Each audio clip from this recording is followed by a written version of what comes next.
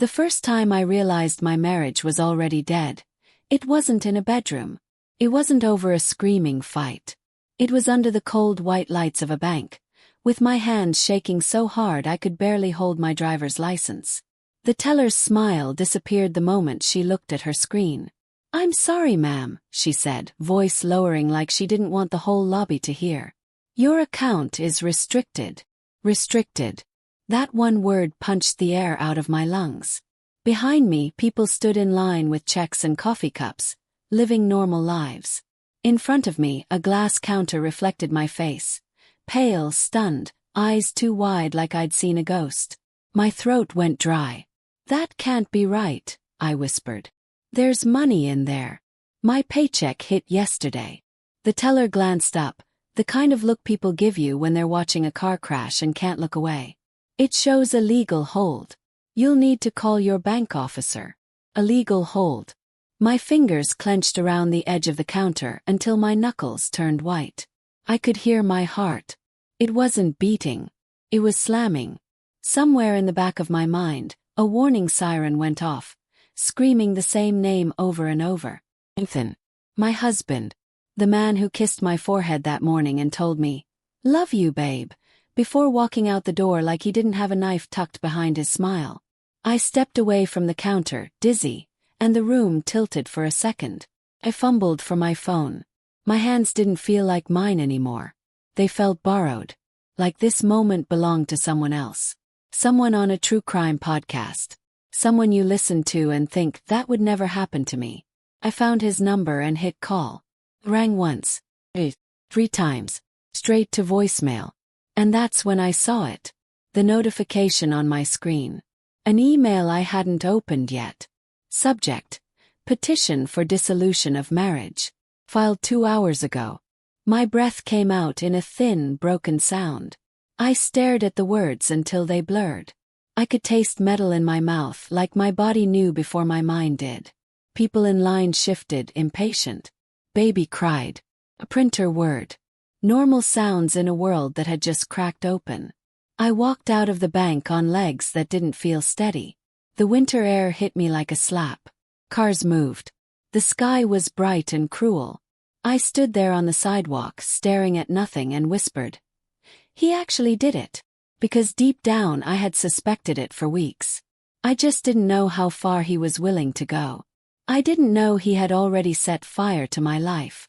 And I definitely didn't know that 2 weeks earlier, I had moved my assets for a reason. Not because I was greedy. Not because I wanted to win.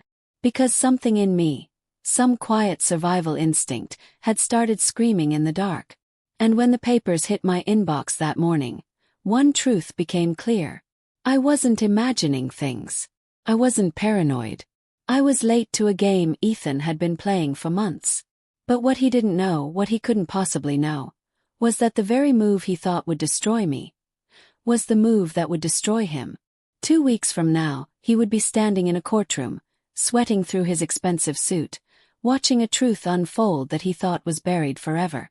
He would look at me like I was a stranger, like I was a monster. And when he finally understood what I had done, his mouth would open, and no sound would come out, because he thought I was the one being trapped. He didn't realize he had built his own cage. It started long before the bank, before the legal hold, before the divorce filing. It started with little things, small changes that didn't make sense. The kind of changes you brush off at first because you love someone, because you want to believe the best version of them is the real one. Ethan and I had been married 8 years. We weren't high school sweethearts. We met in our late 20s, when life already had scars. I was a physical therapist. He was in finance, numbers, investments, the market like it was some living god he worshipped. He was charming in that clean, confident way. The kind of man who knew how to make people feel seen. In the beginning, he made me feel like the only woman in the world. He would bring me coffee without being asked. He'd text me in the middle of the day just to say, "Thinking about you." And when he proposed, it felt like safety. Like I had found a partner who would stand next to me no matter what. We bought a house in a quiet neighborhood. 2 stories. Backyard with a fence. A porch swing Ethan insisted we needed because one day we'll sit out there with our kids and laugh about how stressed we used to be. Kids. That word was always a soft ache for us. We tried. For years. Doctor visits. Tears we pretended were allergies. Eventually, the trying turned into silence. We didn't talk about it much anymore, but it lived in the spaces between us like a third person. Still, I thought we were okay. Not perfect, but okay. Then the changes started. The first change was his phone. Ethan used to leave it everywhere. On the kitchen counter. On the couch. In the bathroom while he showered, like it wasn't a big deal. Then one day I noticed he started taking it with him. Everywhere. If he stood up to throw something away, the phone went in his pocket. If he went to the garage for 2 minutes, the phone went with him. If he rolled over in bed, his hand slid under his pillow like he was protecting a secret. I told myself it was work stress. His job had been intense lately. He had switched companies, gotten a promotion, and he was always talking about bigger opportunities. But the second change was worse. He stopped looking at me. Not in the way he used to. Not in that soft, familiar way like I was home. His eyes would pass over me like I was furniture. Like I belonged to the room, not to him. And the third change. He started picking fights that didn't make sense. One night I made pasta. Simple. Warm. Comfort food. He took one bite and pushed the plate away. "This is too salty," he snapped. And blinked. Too salty. Ethan, I barely used salt. He leaned back in his chair, jaw tight. "Why do you always argue? I'm just saying it's salty. I'm not arguing. See." He cut in loud enough that the neighbor's dog barked outside. "This is what you do. You turn everything into a fight." I stared at him, fork frozen in my hand, and for a second I felt like I was talking to a stranger wearing my husband's face. That night, I lay in bed while Ethan faced the other way, scrolling on his phone in the dark. The glow lit the side of his cheek, and his expression was almost happy, like he was in a different world. I whispered, "Are we okay?" He didn't answer at first. Then he sighed like I was a burden. "Rachel, can we not do this tonight?" My chest tightened. "Do what?" "Talk." "I'm tired," he said. "Just go to sleep." And that's when the suspicion, small and ugly, opened its eyes inside me. Because when someone loves you, they don't make you feel like your voice is a problem. They don't treat your concern like an inconvenience. They don't turn away from you like they're already gone. Over the next week, I started noticing patterns. Ethan would work late, on Tuesdays and Thursdays. He'd come home smelling like cologne, but not his usual one. A sharper scent. Like cedar and spice. His shirts were pressed differently. His hair was styled with more effort. It was like he was dressing for someone. One afternoon, I opened our mailbox and saw a thick envelope from a law office. I felt my stomach drop before I even touched it. But it wasn't addressed to me. It was addressed to Ethan. And it wasn't from a divorce attorney. It was from a firm that handled asset protection and family trusts. My fingers went cold. Asset protection. Family trust. I stood at the mailbox, staring at those words like they were a threat written in ink. When Ethan came home, I placed the envelope on the counter. I tried to keep my voice casual, even though my heart was pounding. "Hey," I said, "you got mail from a law firm." He froze for half a second. Just half. But I saw it. Then he forced a laugh. "Oh yeah. That's work stuff." "Work stuff," echoed. "It says asset protection." He grabbed the envelope too fast. "It's nothing. My company is offering some planning seminars. It's like retirement planning." "Retirement planning needs a law firm." "Yes." His smile didn't reach his eyes. "Rachel," I said, "it's nothing. Why are you digging?" Digging. That word landed wrong. Like I was the problem for noticing something suspicious. Backed off. Not because I believed him. 'Cause I needed to think. That night, I went into our office closet and pulled out the binder where we kept all our important documents. Mortgage papers. Insurance. Tax returns. I flipped through it, breath shallow, trying to calm the rising fear. And then I found it. Copy of a credit report. Not mine. Ethan's. Printed and tucked behind our tax documents like a secret. My eyes scanned it. There were new accounts listed. Credit lines I didn't recognize. And one personal loan. Big one. 5 figures. My mouth went dry. I walked into the living room where Ethan sat watching TV like nothing in the world was wrong. "Ethan," I said quietly. He didn't look away from the screen. "Yeah. What is this?" I held out the credit report. His head snapped toward me, and his face changed in an instant. Anger. Sharp fast. "Why are you going through my stuff?" he demanded. "Our stuff," I corrected, voice trembling. "This was in the binder. Why is there a loan I don't know about?" "It's for an investment," he said quickly. "An investment?" Yes. "Why wouldn't you tell me?" He stood, towering over me, eyes hard. "Because you don't understand. You panic about everything. I'm trying to build something here." My hands shook. "Build what?" "Ethan, we're married. You don't take out huge loans without talking to your wife." He stepped closer, voice low and cold. "Stop acting like you're my boss." Flinched. He saw it. He saw the fear flicker across my face. And instead of softening, he smirked. Like he liked having that power. That's when it hit me. This wasn't just stress. This was something else. Something planned. That night, after he went to bed, I sat on the couch with a blanket wrapped tight around me, laptop open, staring at our bank accounts. We had shared accounts, joint savings, joint checking, a shared credit card. And then I noticed something I hadn't paid attention to before. Small transfers. $500 here. $1,200 there.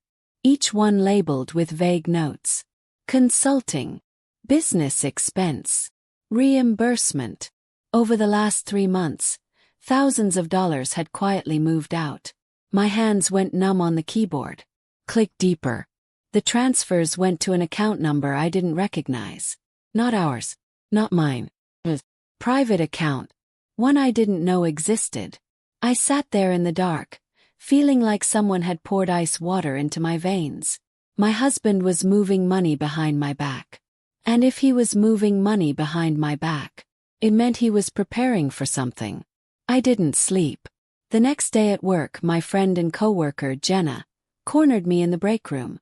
Jenna was blunt, sharp, and loyal in a way that felt rare. She looked me in the eyes and said, "You look like you haven't slept in a week. What's going on?" I tried to smile. Came out crooked. "Just stuff." Jenna crossed her arms. "Rachel, don't stuff me. Talk." And something in me broke open. Not a dramatic sob. Just quiet tears that surprised me because I didn't even feel like I had permission to cry. I told her everything. The phone. The fights. The loan. The transfers. Jenna didn't gasp. She didn't act shocked like in movies. She got calm. And that scared me more. When I finished, she said, "You need to protect yourself." "I don't even know what's happening," I whispered. "Yes, you do," she said gently. "You just don't want to say it." I swallowed. "Divorce." Jenna nodded once. "And not just divorce. He's setting you up financially." My stomach turned. "Why would he do that?" Jenna's eyes sharpened. "Because he wants to leave with more than half. He wants to leave you with nothing." Felt dizzy. "Ethan wouldn't." Jenna cut me off. "Rachel, listen to me. People do things in divorce that they never do in marriage. And you're Ethan.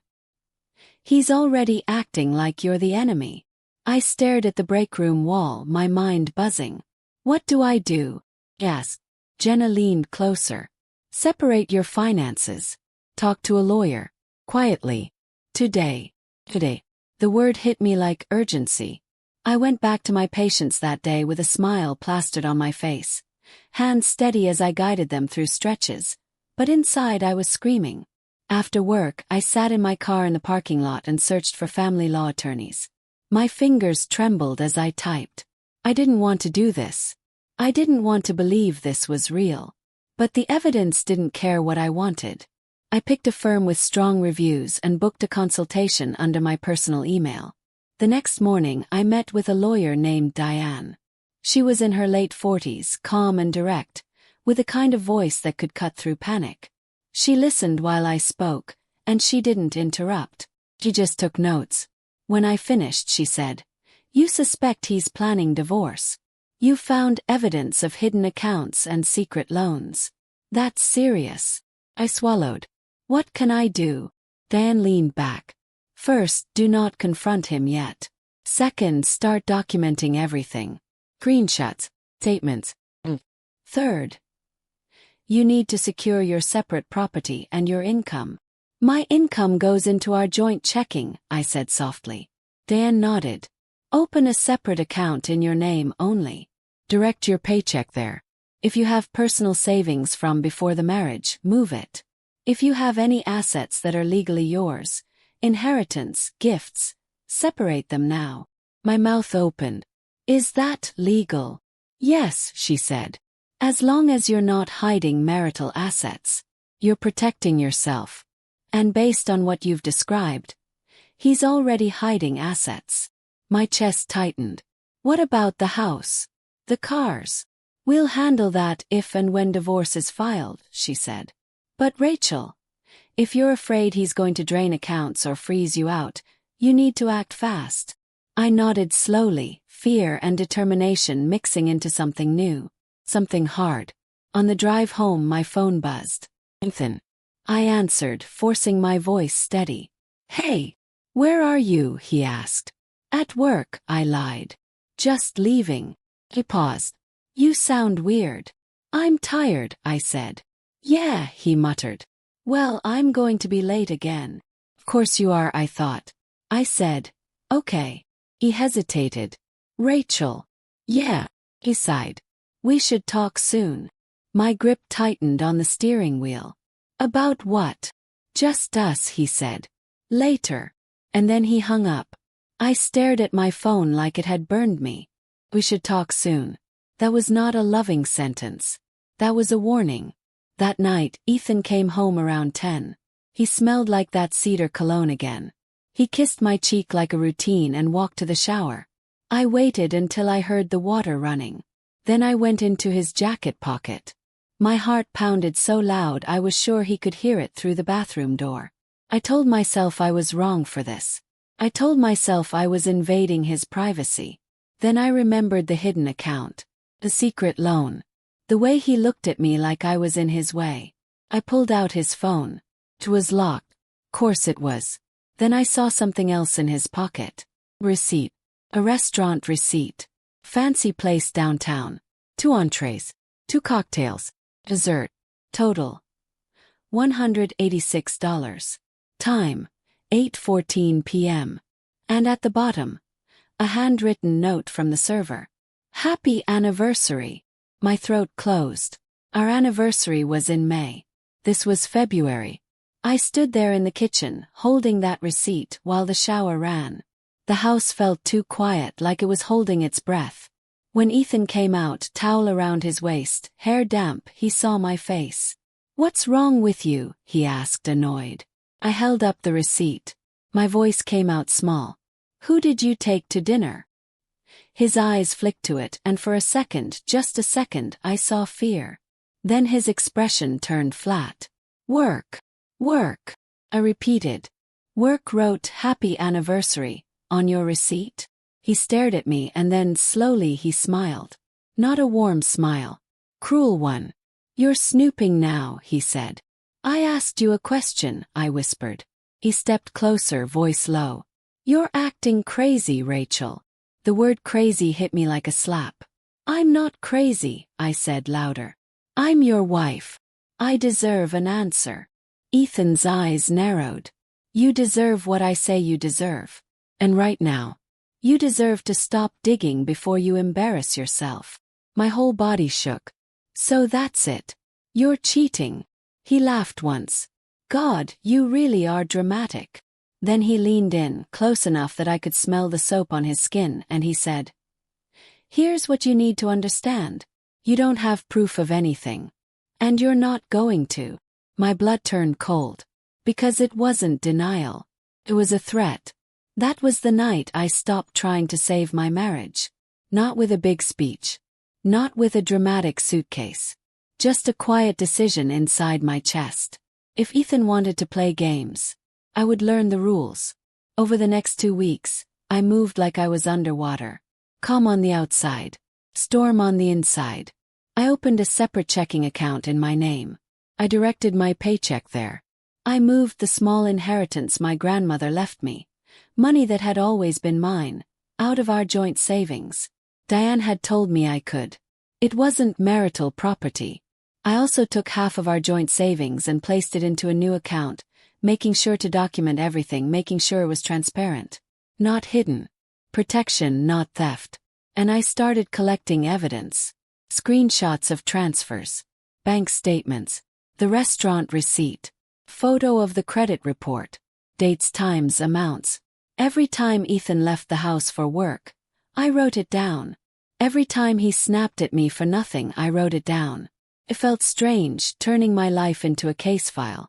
But I wasn't doing it to punish him. I was doing it because I could feel the trap closing. And I refused to be caught in it. Ethan didn't notice my quiet moves at first. Or maybe he did and assumed I was too weak to do anything serious. He kept acting like a man already gone. He'd come home late. He'd text in the bathroom. He'd smile at his phone in bed.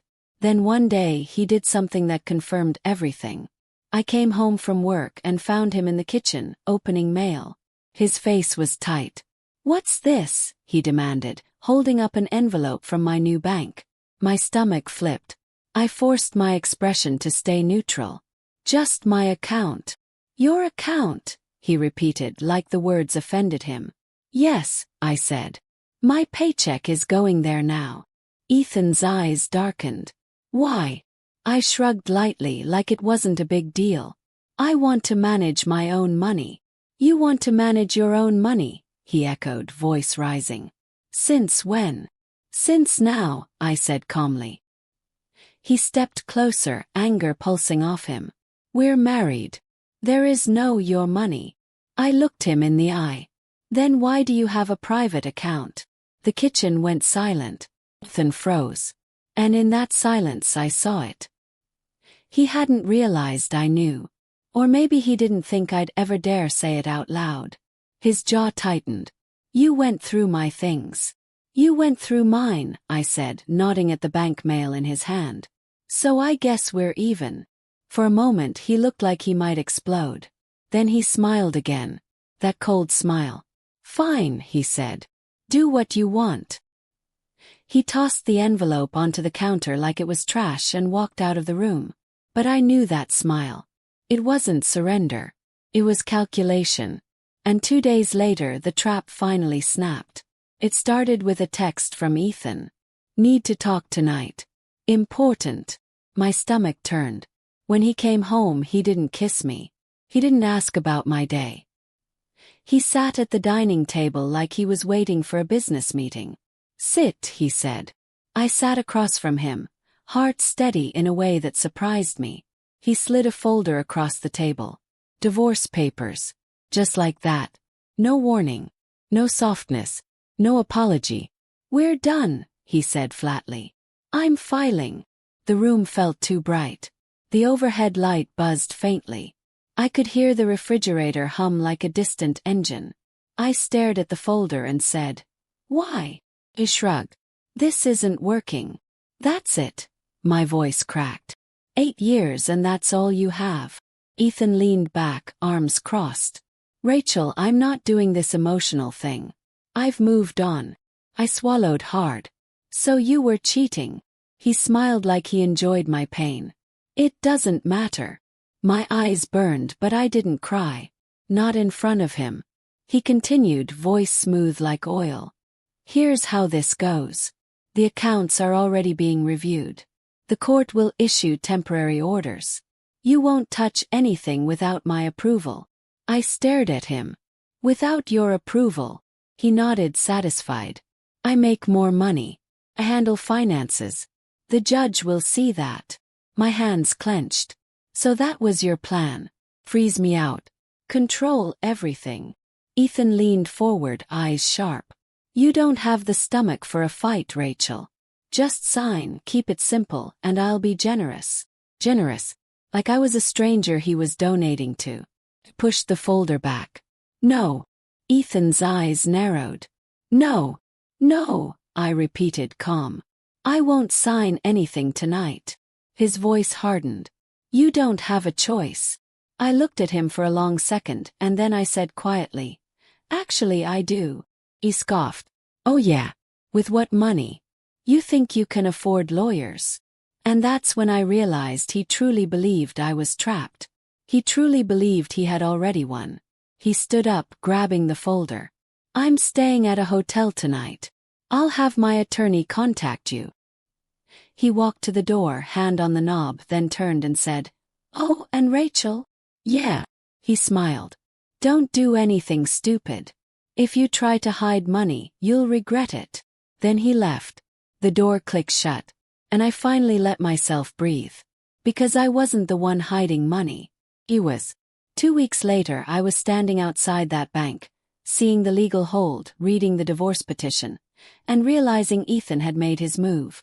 But what Ethan didn't know was that I had already made mine.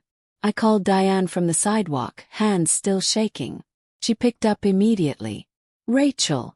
He filed, I said, voice tight. And the bank says there's a legal hold. My account is restricted. Diane's tone sharpened. Okay.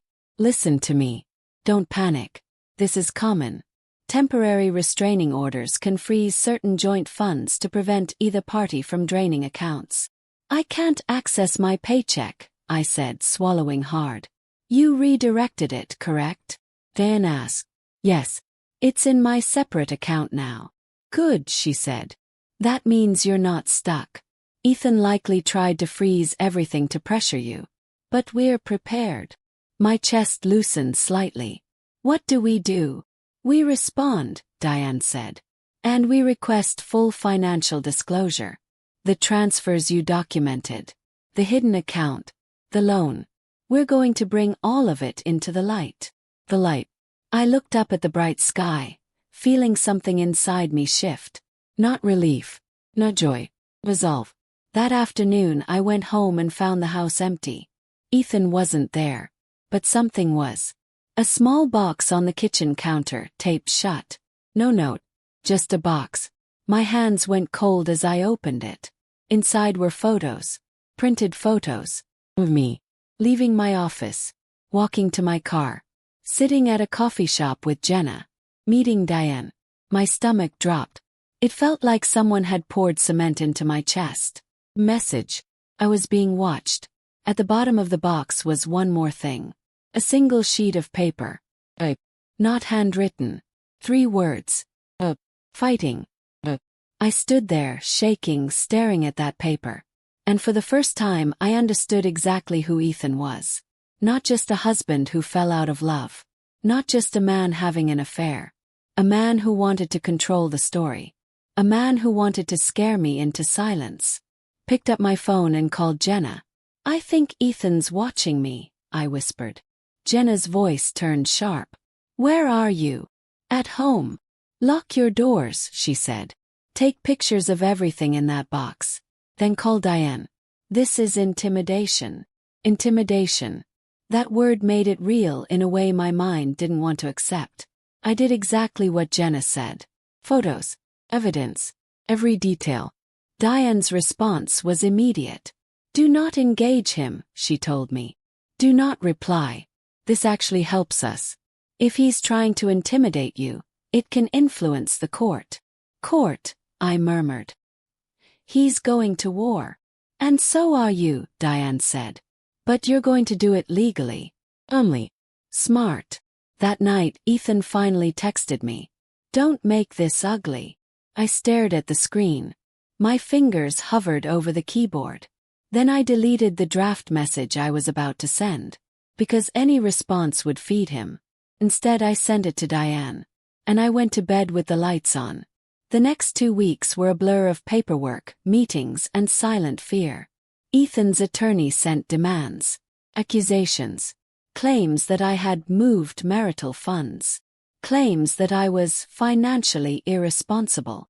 It was like Ethan had rewritten our entire marriage into a story where I was the villain. He filed for temporary sole control of the finances, claiming he was protecting assets. Protecting assets from me. The woman who had cooked his meals and held his hand through his father's funeral and sat quietly beside him when he couldn't sleep. Now I was a threat. And then the court date came. The first hearing. Temporary orders. A short meeting where a judge would decide who stayed in the house, who paid what, who had access to which funds until the divorce was finalized. Ethan wanted to walk in and control everything. He wanted to look like the stable, responsible one. And he probably thought I would walk in and look like a scared wife begging for mercy. But I walked in with Diane. And a folder. Thick one. Ethan was already there when we arrived. He wore a navy suit that probably cost more than my monthly grocery bill. His hair was perfect. His face was calm. Beside him sat a woman. Young. Pretty. Sharp jawline. Blonde hair pulled into a sleek ponytail. She wore a beige coat and held a designer purse like a trophy. She looked at me and didn't look away. She smiled. Like she had already taken my place. My stomach clenched but my face stayed still. Ethan leaned toward her and whispered something. She laughed softly. Diane leaned toward me. Is that? I think so, I whispered. The mistress. Right here. In court. Like she was proud. Ethan's eyes met mine, and he gave me that same cold smile. Like he was waiting for me to crack. Like he wanted to watch me fall apart in public. The bailiff called our case. We stood. The judge looked tired. The way people look when they've seen too many couples destroy each other. Ethan's attorney spoke first. He painted Ethan as the provider. The responsible one. The man trying to protect finances from a wife who had suddenly moved assets without consent. He called my actions suspicious. He implied I was hiding money. The judge looked at me. Mrs. Carter, did you move funds? My heart beat once hard. Dan stood. Your Honor, my client acted on legal counsel after discovering evidence of hidden accounts and unilateral transfers by Mr. Carter. She moved her separate inheritance and redirected her paycheck, which is her legal right. Regarding joint funds, she moved half into an account in her name for protection, with full documentation. We have records. Ethan's face tightened slightly. The judge raised an eyebrow. Hidden accounts. Diane opened our folder like she was opening a door. Yes, Your Honor, she said. We have bank statements showing repeated transfers from the joint accounts into an undisclosed personal account belonging to Mr. Carter. We also have evidence of a personal loan acquired without disclosure, and we request full financial discovery. Ethan's attorney's smile faded. The judge looked at Ethan. Mr. Carter, do you have a separate account you failed to disclose? Ethan's jaw flexed. He forced a calm expression. It's an account for work purposes. Diane's voice stayed steady. Then it should have been disclosed, Your Honor. Additionally, we have reason to believe marital funds were used for non-marital purposes. The judge frowned. Such as? Diane slid a photo forward. The restaurant receipt. Two-person dinner, Diane said, with a handwritten note, Happy Anniversary, on a date that is not their anniversary. A ripple moved through the courtroom like a whisper. Ethan's face flushed. The blonde woman beside him shifted, eyes narrowing. The judge looked directly at Ethan. Mr. Carter, are you in a relationship outside this marriage? Ethan's lips parted. For a second he looked like he might lie. Then he glanced at the blonde woman. And something about that glance made my stomach twist. It wasn't love. It was calculation. Like she was part of his strategy. Ethan cleared his throat. That's irrelevant. The judge's eyes hardened. It can be relevant if marital funds were used inappropriately. Answer the question. Ethan's shoulders stiffened. Yes, I am seeing someone. The blonde woman smiled again. But it wasn't proud now. It was tense. Because now she was visible in the story. Now she was part of the record. And then Diane did something that shifted the entire room. "Your Honor," she said, "we also have evidence of intimidation." Ethan's head snapped toward her. Diane placed photos on the judge's desk. Box. The printed photos. Type message. Fighting. The judge's mouth tightened as he read. Ethan's attorney leaned in, looking alarmed. The blonde woman's smile finally disappeared. The judge looked up, eyes sharp. "Mr. Carter, did you arrange surveillance of your wife?" Ethan's voice rose. "This is ridiculous. She's being dramatic." "Answer," the judge said louder. Ethan's face went stiff. "No." Diane didn't flinch. "We would like to subpoena records from a private investigation firm linked to Mr. Carter's email address. We have partial digital evidence." Ethan's attorney whispered urgently to him. Ethan's calm mask cracked just a little. And in that crack I saw something ugly. Fear. Not fear of losing me. Fear of being exposed. The judge sighed, rubbing his temple. "All right. Here's what we're going to do. Temporary orders will maintain access for both parties. Neither party will drain accounts. Full financial disclosure is required immediately. Any hidden assets will be treated seriously. And regarding intimidation, Mr. Carter, consider this your warning. Any harassment, surveillance, or threats will not be tolerated." Ethan's mouth tightened into a hard line. The judge continued. "Mrs. Carter will maintain access to her separate account and income. Joint funds will remain frozen only to prevent misuse, with approved living expenses permitted. Discovery will proceed. Next hearing in 30 days. The gavel struck. And just like that, Ethan didn't win. Not today.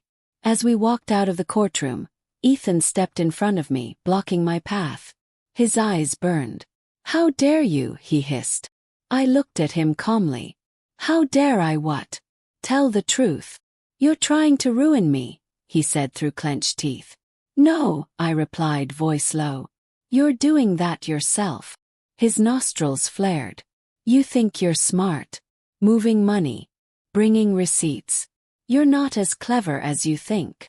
Diane stepped between us. Mr. Carter stepped back. Ethan's gaze flicked to Diane, then back to me. He smiled again. But now it looked shaky. "You have no idea what you started," he whispered. And he walked away. The blonde woman followed, heels clicking like tiny weapons. Jenna waited outside the courthouse, arms crossed, eyes scanning me like she was checking for bruises. When I got into her car, my hands finally started shaking again. "I can't believe she was there," I whispered. Jenna shook her head. "He wanted you to see her. He wanted to hurt you." I stared out the window. "It worked."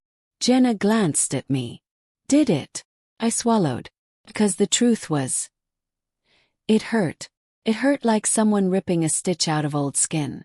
But it also did something else. Made me clear. Ethan wasn't just leaving. He was trying to crush me on the way out. And that meant I couldn't afford softness anymore. Over the next month, discovery began. Bank statements came in. Documents, emails, count logs. Diane and her team dug like surgeons. And what they found was worse than I expected. Ethan hadn't just moved money. He had been taking out loans in our names. Not just his. He had used our joint credit profile to secure funding for what he called investments. But the money wasn't going into investments. It was going into personal spending. Hotels, trip, a lease on a luxury apartment, and payments to someone named B. Morgan. B. Morgan. My stomach twisted when I saw the name. Because the blonde woman's name was Brooke Morgan. Brooke wasn't just a mistress. She was part of the financial trail. Diane called me into her office the day she connected it all. She laid papers out like puzzle pieces. "Rachel," she said, "Ethan has been transferring marital funds into an undisclosed account and paying expenses tied to Brooke." My throat went tight. So he was building a life with her, while still married to me. Dan nodded. "And there's more. That hidden account. It's not just hidden. It's linked to transactions that look like fraud. Fraud, I whispered. Diane's eyes stayed steady. He's been moving money in ways that suggest he was trying to make it disappear before divorce. And some of these loans, I don't think he planned to pay them. My skin went cold. So he was going to leave me with debt. Diane didn't sugarcoat it. Yes. I sat back, stunned, like I had been punched. Years. 8 years of trust. And he was willing to leave me with debt. Not just heartbreak. A financial bruise that could last a decade. Diane leaned forward. But here's the thing. His paper trail is messy. He thought you wouldn't fight. He thought you wouldn't notice until it was too late. Now, he's exposed. I swallowed, voice barely there. What happens now? Diane's mouth tightened. Now we push. We request sanctions. We ask the court to view his behavior as dissipation of marital assets. And if fraud is proven, this could become more than divorce. More than divorce. That's when the open loop in my life started tightening. Because Ethan wasn't just risking our marriage. He was risking everything. A week later, Ethan's work friend called me. Not Ethan. Not Brooke. Someone else. A woman named Marissa who worked at his old firm. I didn't know her well. We had met once at a company holiday party. Her voice on the phone sounded nervous. Rachel. I don't know if I should be calling you. My stomach tightened. Then why are you? There was a pause. Then she said quietly. Because I think Ethan is going to blame you for something. My blood turned cold. What do you mean? Marissa inhaled. Ethan has been telling people you're unstable. That you're hiding money. That you're trying to destroy him. He's setting a story. Felt sick. He already tried. Marissa hesitated. Rachel. I overheard something at the office before he left. He was talking to someone about moving accounts and making sure you look guilty. My hands gripped my phone hard. Why are you telling me this? Marissa's voice trembled.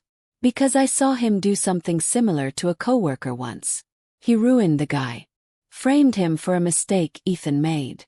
And everyone believed Ethan because he looked clean, professional, calm. My stomach churned. What did you hear exactly? Marissa whispered, he said.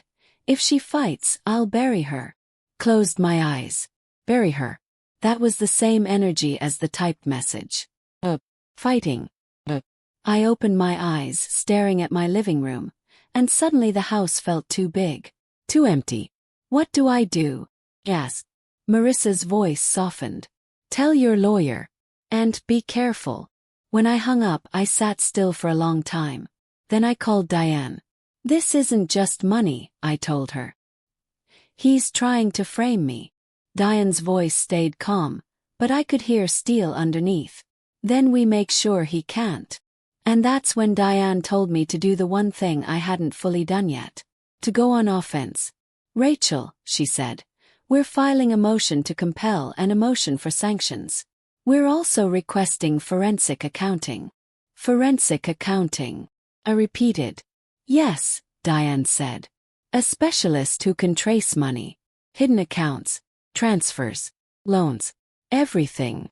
My chest tightened. Won't that make Ethan furious? Diane's voice was firm. He's already furious. You cannot manage your life based on his moods. You manage your life based on truth. Truth. I nodded, even though she couldn't see me.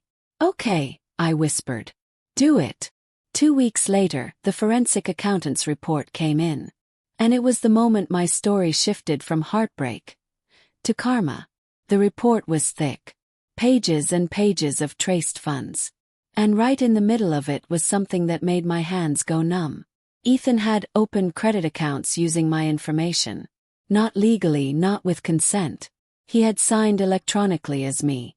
He had used my identity. My body went cold as Diane pointed it out.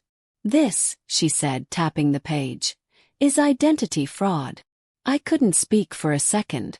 My mouth opened but no words came. Diane's voice was quiet.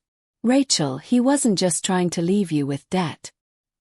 He was trying to leave you with criminal suspicion. My stomach rolled. He was going to say I did it. Yes, she said. Tears finally blurred my vision, not from sadness, but from the horror of realizing how close I had come to losing everything. My license, my job, my future, my freedom. And the only reason I hadn't been crushed already was because I listened to that instinct 2 weeks before he filed. I moved my assets. I redirected my paycheck. I documented. I prepared. If I hadn't, I would have been standing in that bank with no money and no proof. Just his story. Diane looked at me. We are bringing this to the court. And we are also advising that this may need to be reported. Reported. I swallowed hard. To the police. Diane nodded. If you want full protection, yes. Because if he's committing fraud, divorce court isn't the only place this matters. My hand shook. I don't want to ruin him. Diane's eyes stayed steady. Rachel, he tried to ruin you. That night, I sat alone in the house and stared at my wedding photo on the mantel. Ethan and I smiling in the sunlight. It looked like a lie now. Or maybe it was real then. And he changed. Or maybe I just didn't see who he was. I picked up the photo and turned it face down. And I made a decision. I wasn't going to protect the man who tried to destroy me. The next court hearing was the one Ethan didn't expect. Because he walked in confident again. Same suit. Same controlled face. Brooke was there again, sitting like a queen beside him. But this time, Ethan's attorney looked tense. Because discovery had revealed enough to make even his lawyer nervous. When our case was called, Diane stood and presented the forensic report. The judge's expression changed as she read. The air in the courtroom felt heavier with every page. Diane spoke clearly. Your Honor, Mr. Carter has engaged in undisclosed transfers, dissipation of marital funds, and evidence suggests identity fraud involving accounts opened using Mrs. Carter's information without consent. Ethan's face drained of color. Brooke's posture stiffened. The judge looked up slowly. Mr. Carter, is this accurate? Ethan's attorney jumped in. Your Honor, we dispute. The judge lifted a hand. I asked Mr. Carter. Ethan's mouth opened. For a second, he looked exactly like a man standing on the edge of a cliff. Then he tried to recover. This is misunderstanding. Rachel is twisting things. The judge's eyes narrowed. Misunderstanding. These documents show electronic signatures matching your IP address. Accounts opened in her name. Funds routed to your private account. Payments to Ms. Morgan. Brooke's eyes widened slightly. The judge turned his gaze to Brooke. Ms. Morgan, are you aware of any funds received related to Mr. Carter's marital accounts? Brooke's mouth parted. She looked at Ethan. Ethan's eyes flicked toward her, sharp warning. Brooke hesitated. And in that hesitation I saw something important. Brooke wasn't as confident as she looked. Brooke thought she was stepping into a clean new life. But she was stepping into Ethan's mess. Her voice came out thin. I didn't know where the money came from. The judge's face remained hard. Ignorance does not erase accountability. Ethan's attorney leaned in, whispering urgently to Ethan. Ethan's jaw clenched. Then suddenly Ethan snapped. He stood up too fast, chair scraping. This is insane, he barked.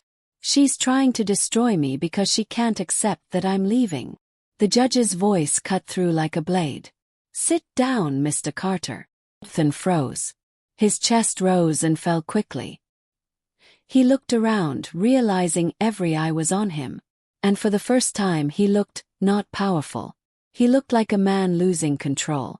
The judge addressed the court calmly. Based on the evidence presented, the court is ordering immediate financial restrictions on Mr. Carter's undisclosed accounts pending further review. Additionally, the court will consider sanctions for failure to disclose and potential referral for criminal investigation. Temporary financial control will be adjusted to ensure Mrs. Carter is protected from further harm. Ethan's face went white. Brooke's lips tightened. And then the judge said the words that felt like the universe exhaling. Mr. Carter, you are warned. Any further attempts to manipulate assets or intimidate your spouse will result in severe consequences. Severe consequences. Ethan looked at me then. Not with anger, with fear. Because he finally understood. The trap he built had snapped on him. As the hearing ended, Brooke stood up abruptly, grabbing her purse. She didn't look like a queen anymore. She looked like someone realizing she'd been dating a bomb. In the hallway, Ethan hissed at her, low and furious. "Where are you going?" Brooke's voice shook. "Ethan, you told me you were handling it. You told me she was lying." Ethan's eyes flashed. "Not now." Brooke stepped back.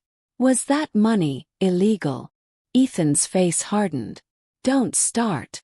Brooke's eyes filled with panic. "You used her identity." Ethan grabbed her arm. "Stop talking." Brooke yanked away. "Don't touch me." "What did you do?" People turned to look. Ethan lowered his voice. "Get in the car." Brooke shook her head, backing up like he was dangerous. "I'm not going anywhere with you." Ethan's expression twisted. "After everything I've done for you." Brooke's voice rose. "You mean after everything you've stolen?" Silence snapped between them like a wire. Ethan's face turned red. And in that moment I saw something poetic. Ethan didn't just lose in court. He was losing Brooke too. Because Brooke didn't love Ethan. Brooke loved the version of Ethan that looked like security, money, power, clean escape. Now she saw the real version. A man willing to commit fraud to win. And she wanted out. Brooke walked away, heels clicking fast, not glamorous now, panicked. Ethan stood there, breathing hard, watching her leave. And then he turned his fury toward me. He stepped toward me like he wanted to spit venom. Diane stepped between us instantly. "Mr. Carter, do not approach my client." Ethan's eyes burned. "You think you're safe. You think this ends here." I looked at him, and something inside me felt strangely calm. Because he wasn't the one holding power anymore. "You did this," I said quietly. Ethan laughed without humor. "No, you did. You could have just signed. And you could have just left," I replied. "Without trying to destroy me." His jaw tightened. "You always had to make everything difficult." I stared at him, seeing him clearly now. And I said the truth that had been building in my chest for months. "No, Ethan. You just couldn't stand not controlling the ending." His face twisted. And then he walked away like a man walking out of a burning house, pretending he didn't smell smoke. A week later, the police report was filed. It wasn't dramatic. It wasn't TV lights and sirens. It was me sitting in a small office, hands folded, explaining to an officer that my husband had used my identity. The officer's face stayed neutral, professional, but when he reviewed the evidence, his eyes narrowed. "This is serious," he said. "We'll investigate." When I walked out of that station, the sky looked the same. The world moved the same. But I felt different. Like I had stepped out of a cage I didn't know I was in. Ethan tried to call me that night. I watched his name flash on my phone. I didn't answer. He texted. "We need to talk.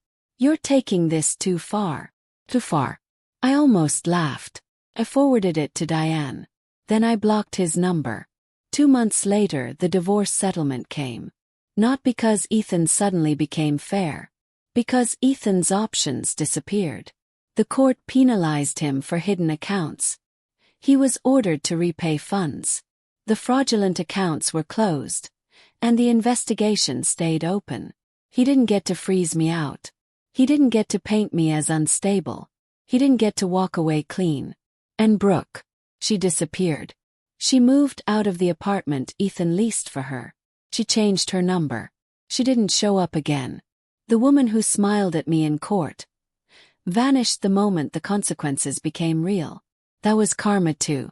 Not my revenge. Just reality. And Ethan.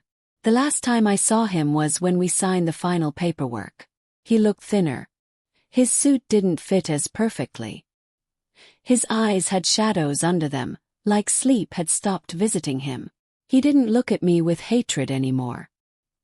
He looked at me like he couldn't understand how I survived. As we stood to leave, he finally spoke, voice low. You didn't have to do all this. I paused at the door, hand on the handle, and turned to him. Yes, I said softly. I did. His mouth tightened. You could have just let me go. I looked at him, steady.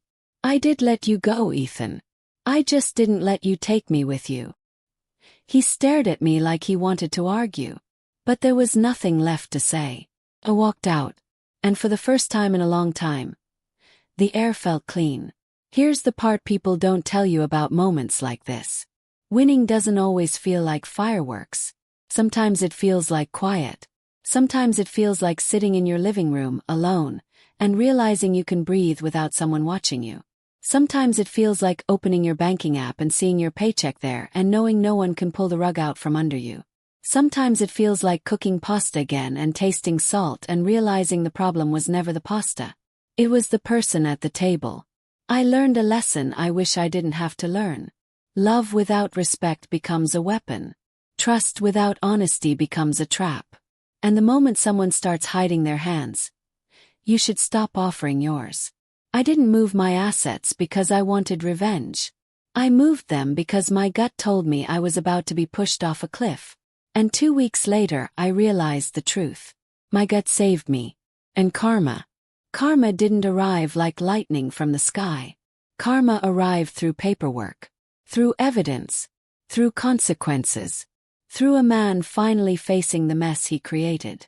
So if you're watching this and you've ever felt that quiet fear in your chest, that sense that something is off, don't ignore it. Listen, document, protect yourself, because love should never cost you your safety. And if someone tries to destroy you on their way out, remember this. You don't have to scream. You don't have to beg. You just have to stand firm in truth. Because truth has a way of finding the light. And people who live in darkness always panic when the lights turn on. If you believe in karma, if you believe that people eventually face the consequences of what they do, then subscribe to this channel. Stay with us, because every story here is a reminder that even when it feels like the bad guys are winning, the bill always comes due.